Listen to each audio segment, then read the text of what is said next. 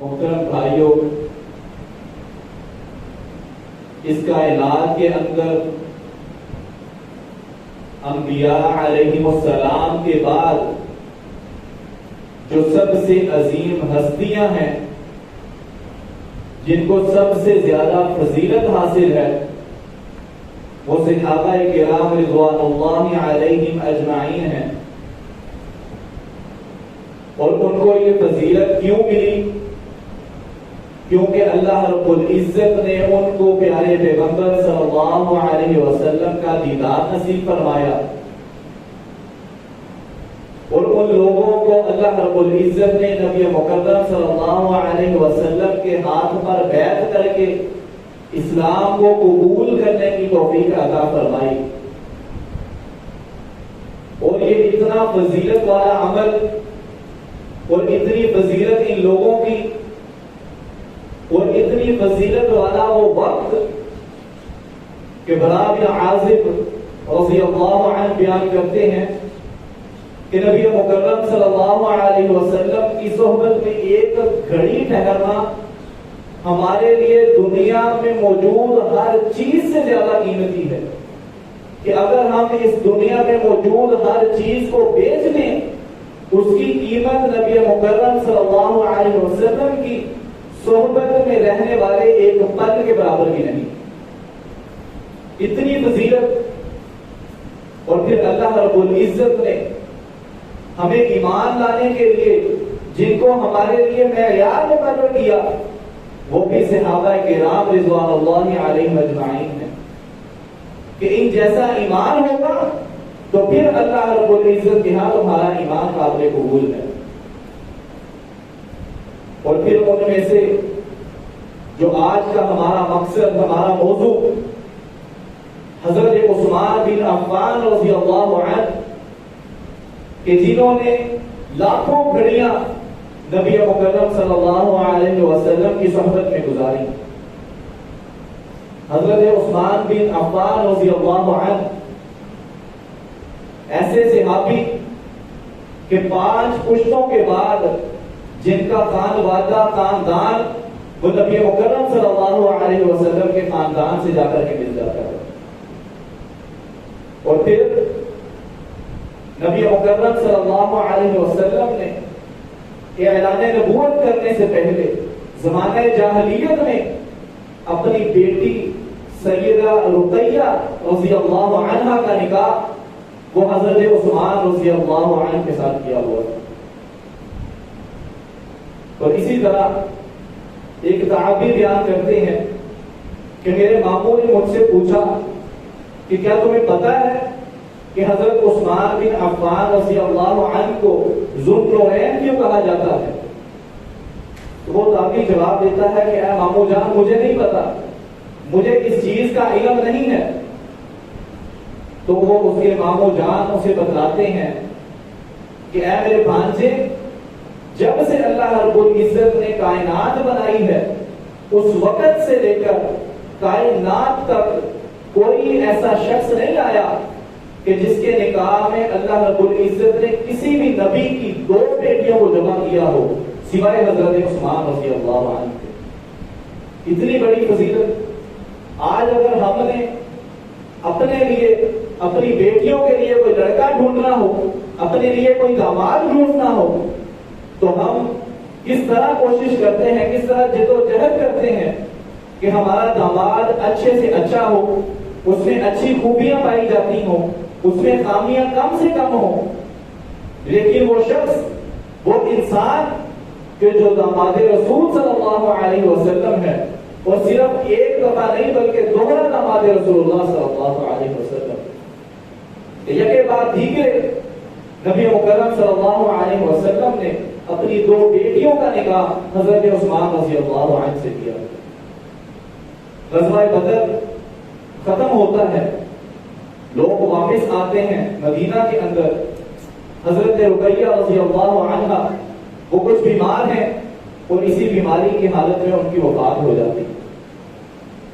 اب وفات ہو گئی تو حضرت عمر رضی اللہ عنہ وہ اپنی بیٹی حضرت حفصہ کا رشتہ حضرت عثمان بن عفان رضی اللہ عنہ کے لیے بھیجتے ہیں کہ تم میری بیٹی سے نکاح کر لو. لیکن حضرت عثمان بن عفان رضی اللہ عنہ وہ انکار کر دیتے ہیں کہ میں نہیں کر سکتا. جب یہ بات نبی مکرم صلی اللہ علیہ وسلم تک پہنچتی ہے، نبی مکرم صلی اللہ علیہ وسلم کو اس بات کا علم ہوتا ہے، تو نبی مکرم صلی اللہ علیہ وسلم حضرت عمر رضی اللہ عنہ کو بلاتے ہیں اور فرماتے ہیں کہ اے عمر، کیا میں تمہیں عثمان سے بہتر سسر نہ دے دوں؟ کیا تمہیں عثمان سے بہتر داماد نہ دے دوں تمہیں، اور عثمان کو تم سے بہتر سسر نہ دے دوں؟ پھر نبی مکرم صلی اللہ علیہ وسلم نے حضرت عمر رضی اللہ عنہ کی بیٹی سیدہ حفصہ ام المؤمنین حفصہ رضی اللہ عنہ سے نکاح کیا اور اپنی دوسری بیٹی ام کلثوم رضی اللہ عنہ ان کا نکاح حضرت عثمان بن عفان رضی اللہ عنہ کے ساتھ کیا.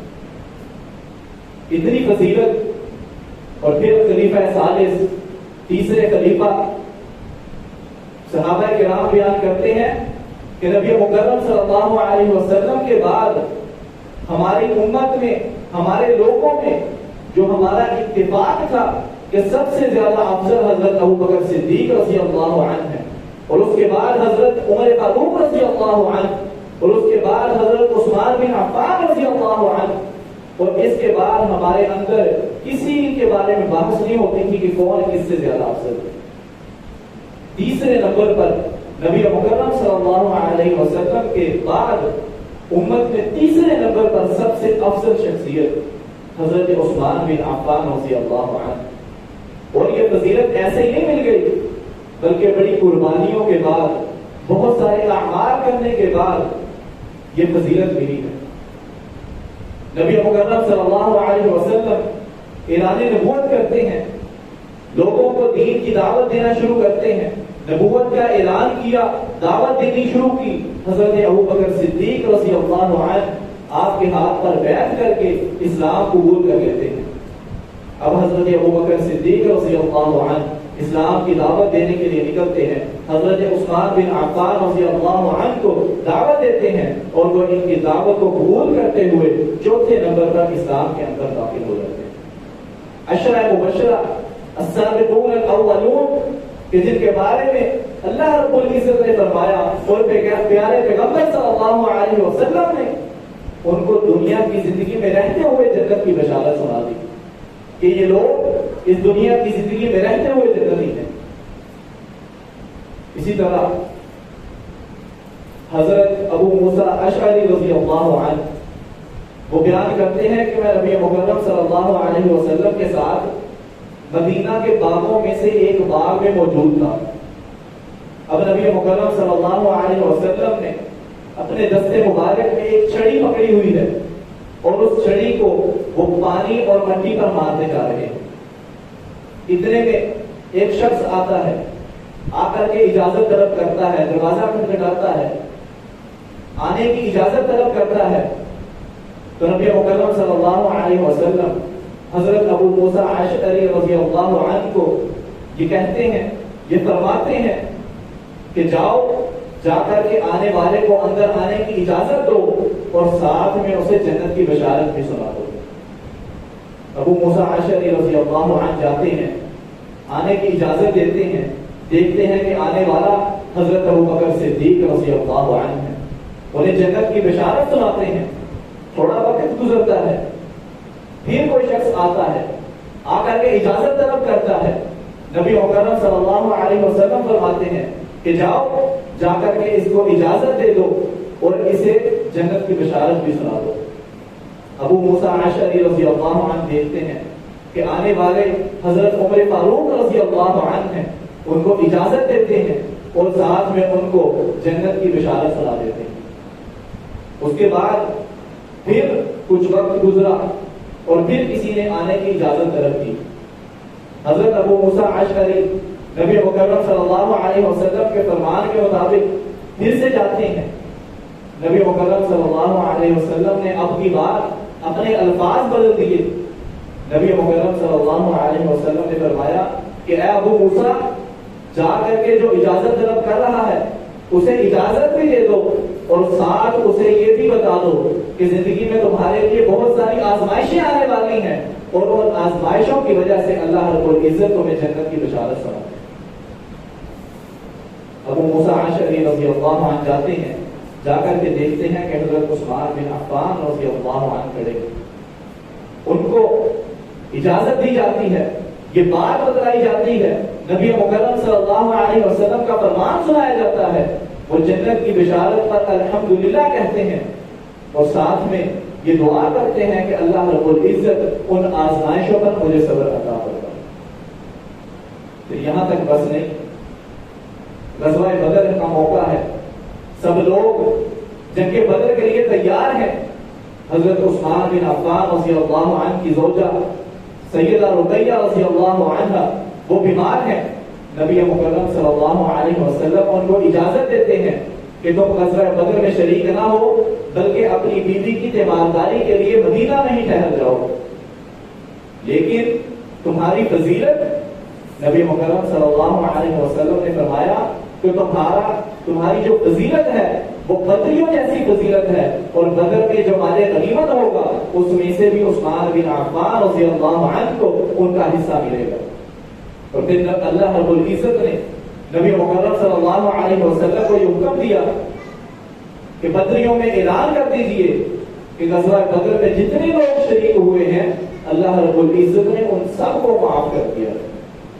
یہ اتنی بڑی فضیلت، اور بار بار نبی مکرم صلی اللہ علیہ وسلم کی زبان اقدس سے جنت کی بشارت زندگی میں رہتے ہوئے مدینہ میں آئے، آ کر کے دیکھا کہ مدینہ میں ایک کنواں ہے، بئر روما، جو ایک یہودی کی ملکیت ہے، میٹھے پانی کا صرف ایک کنواں، وہ بھی یہودی کی ملکیت۔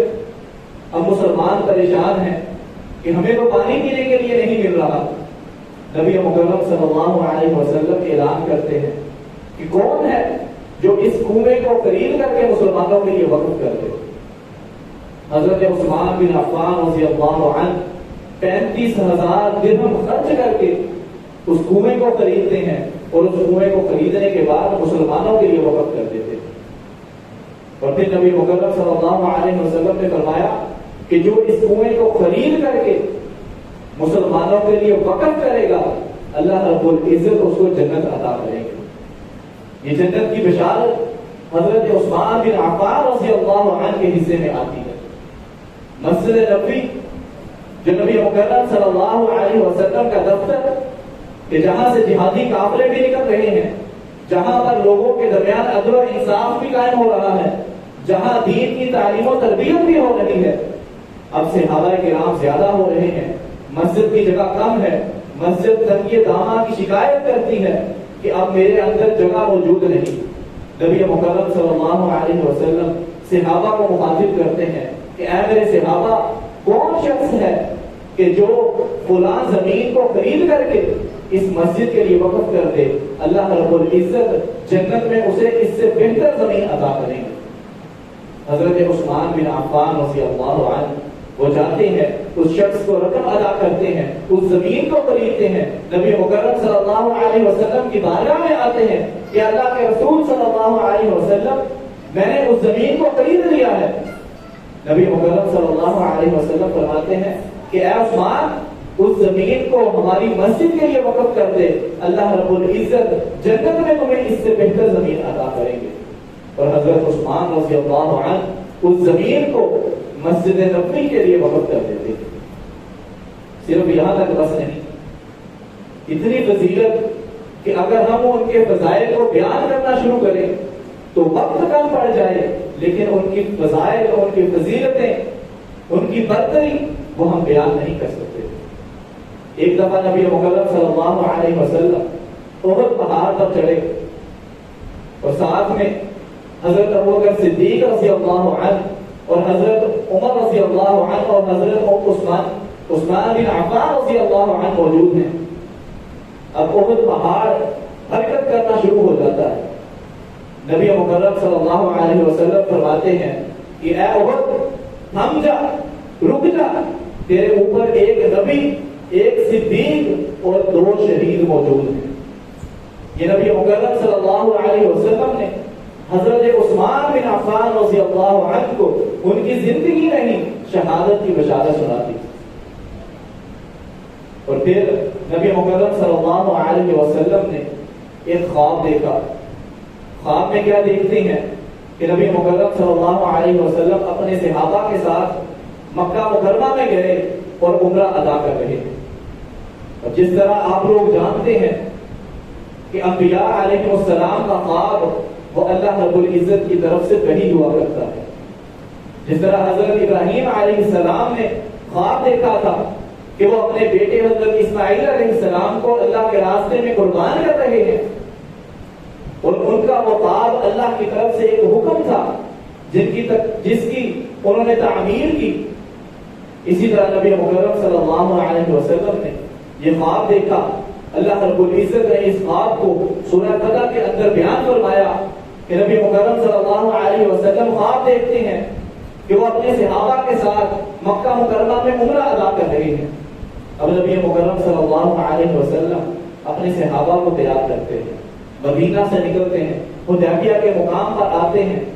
آ کر کے اپنے ایک سفیر کو بھیجنے کا وقت ہے کہ مکہ مکرمہ میں اپنے کسی سفیر کو بھیجا جائے جو جا کر کے مکہ والوں کو بتائے کہ ہم ان سے جنگ کرنے کے لیے نہیں آئے بلکہ ہم تو صرف عمرہ ادا کرنے آئے ہیں اور عمرہ ادا کر کے ہم واپس چلے جائیں.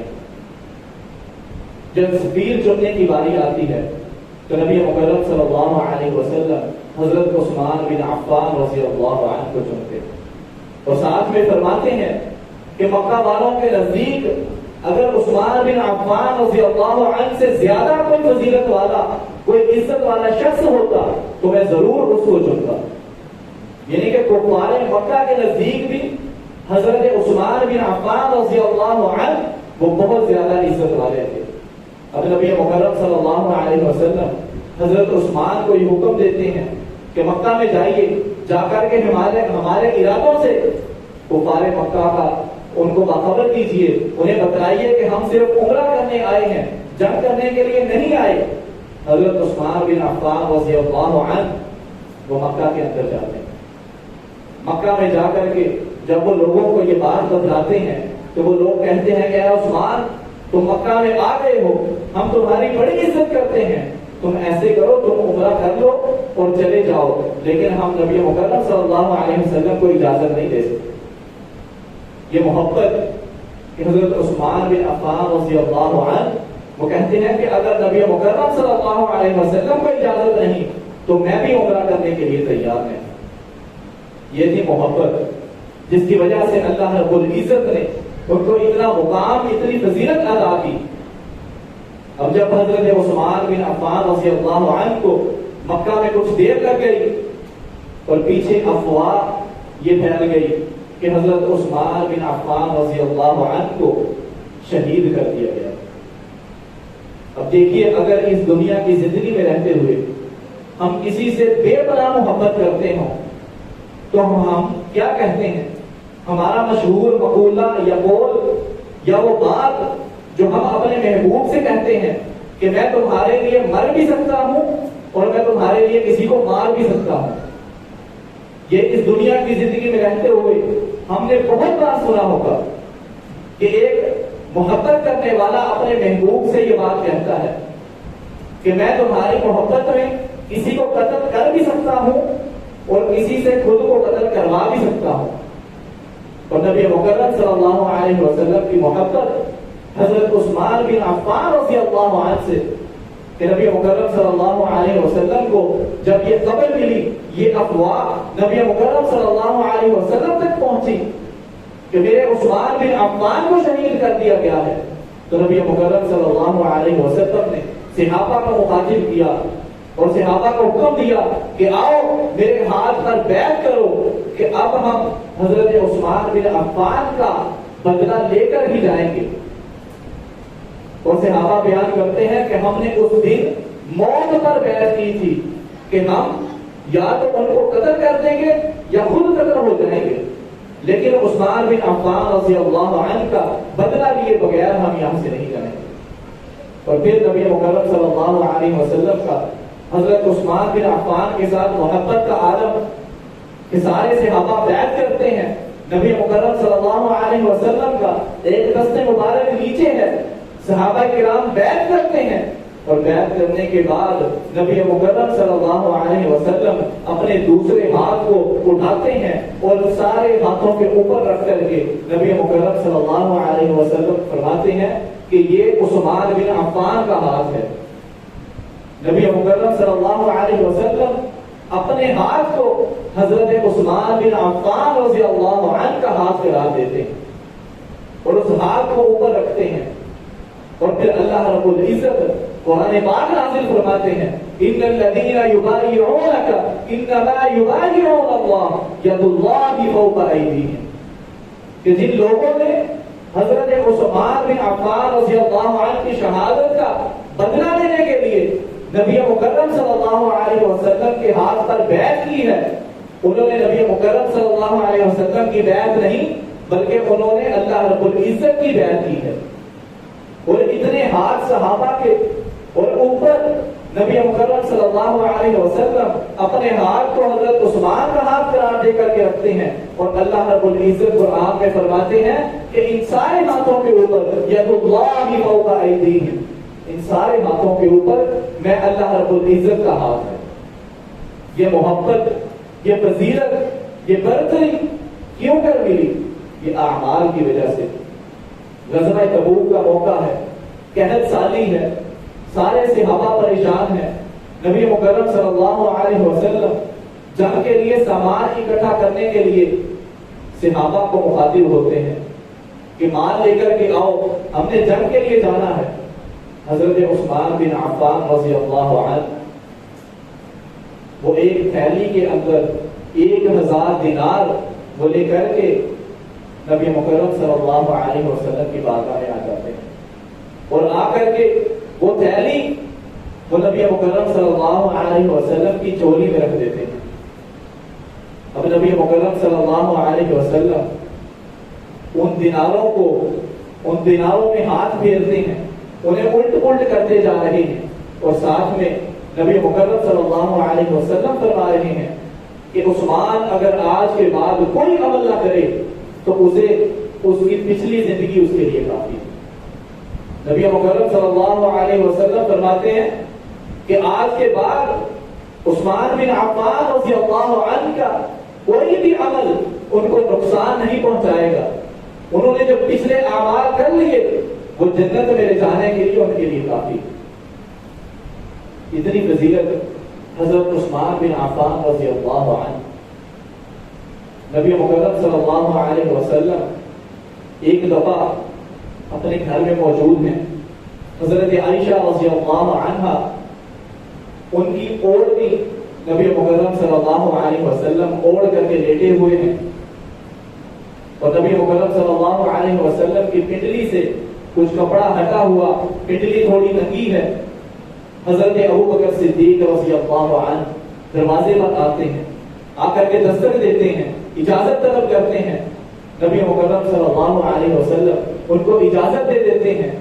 حضرت ابو بکر اندر آتے ہیں, آ کر کے اپنے کام کی بات کرتے ہیں, بات کرنے کے بعد چلے جاتے ہیں.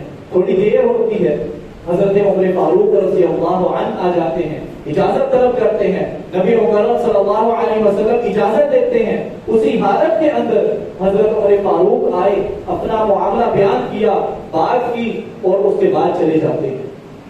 تیسرے نمبر پر حضرت عثمان بن عفان رضی اللہ عنہ تشریف لاتے ہیں. جب وہ اجازت طلب کرتے ہیں تو نبی مکرم صلی اللہ علیہ وسلم فوراً سے اٹھ کر کے بیٹھ جاتے ہیں, اور صرف بیٹھتے ہی بلکہ جو پنڈلی ننگی تھی اس کے اوپر بھی کپڑا کر لیتے ہیں, اسے بھی ڈھانپ لیتے ہیں. حضرت عثمان آتے ہیں, آ کر کے اپنا معاملہ بیان کرتے ہیں, بات چیت کرنے کے بعد چلے جاتے ہیں.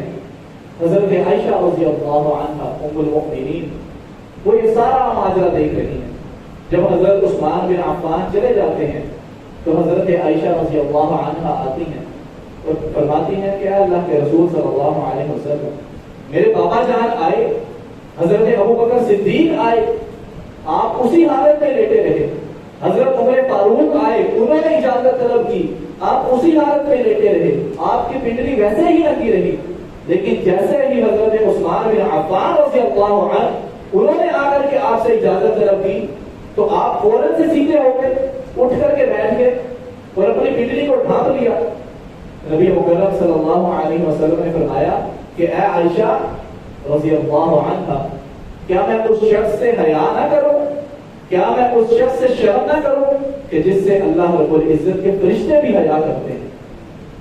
یہ حضرت عثمان بن عفان رضی اللہ عنہ کہ اللہ رب العزت کے فرشتے بھی ان سے حیا کرتے ہیں، اتنے حیا والے، اتنے شرم و حیا کے بیٹھ کتابیں بیان کرتے ہیں کہ ہم مدینہ کے اندر موجود تھے تو ایک شخص حضرت عثمان رضی اللہ عنہ کو برا بلا گالیاں دینا شروع ہو گیا، تو ہم نے اس شخص کو روکنے کی کوشش کی کہ یہ تم کیا کر رہے ہو، اپنے عمل سے باز آ جاؤ۔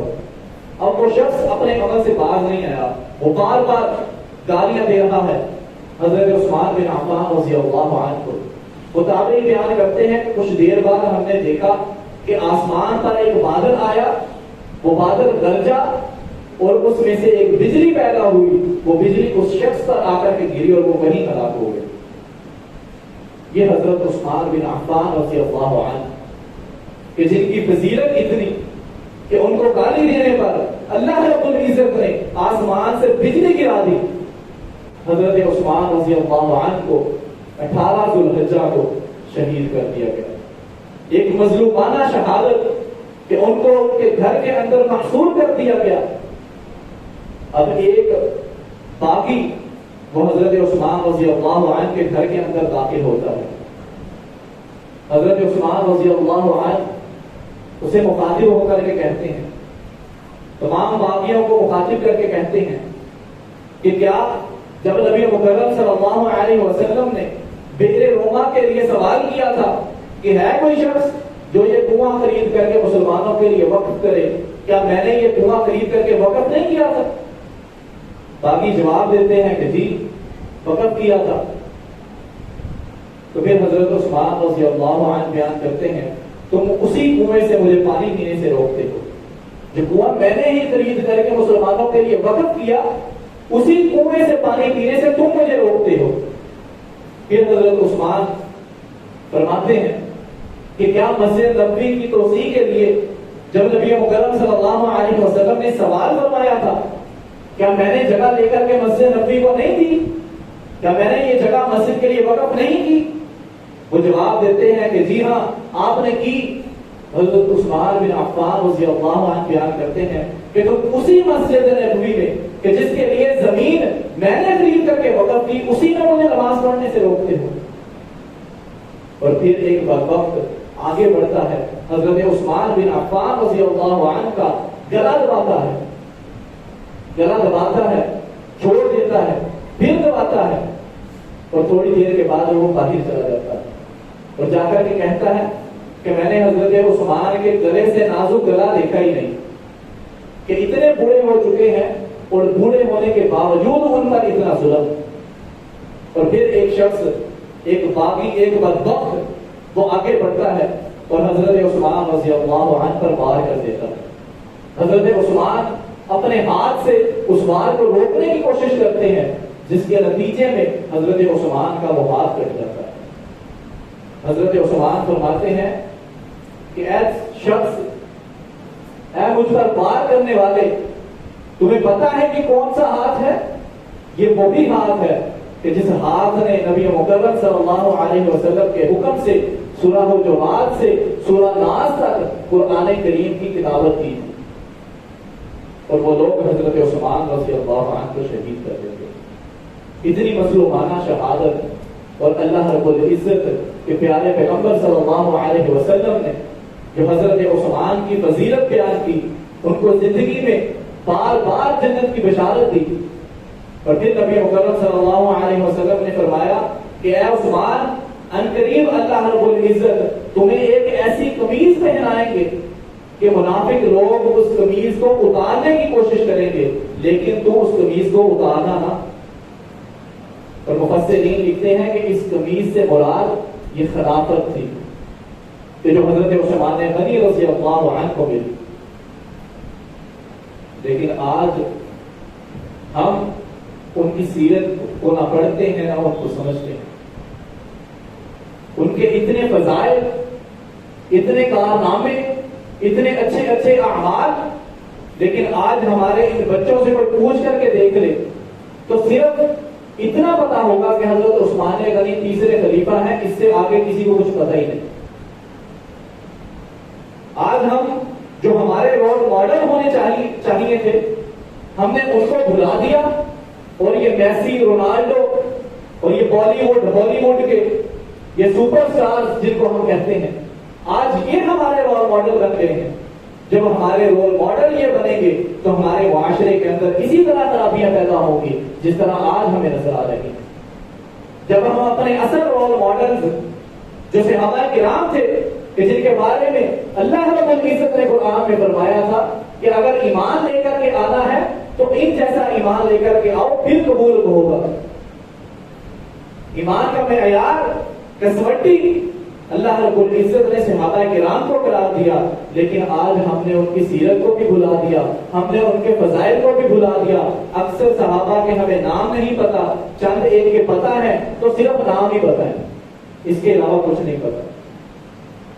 ایک جگہ مجھے پڑھانے کا موقع ملا تو میں نے اپنے ایک اسٹوڈنٹ سے باتوں میں ایک بات ہوئی جس میں نے یہ لفظ استعمال کیا کہ وہ اللہ رب العزت کے پیارے پیغمبر صلی اللہ علیہ وسلم کے صحابی ہیں.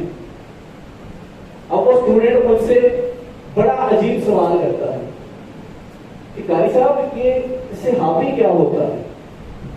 یہ ہمارے مسلمان بچوں کی حالت ہے، یہ کسی غیر مسلم کی بات نہیں کر رہا.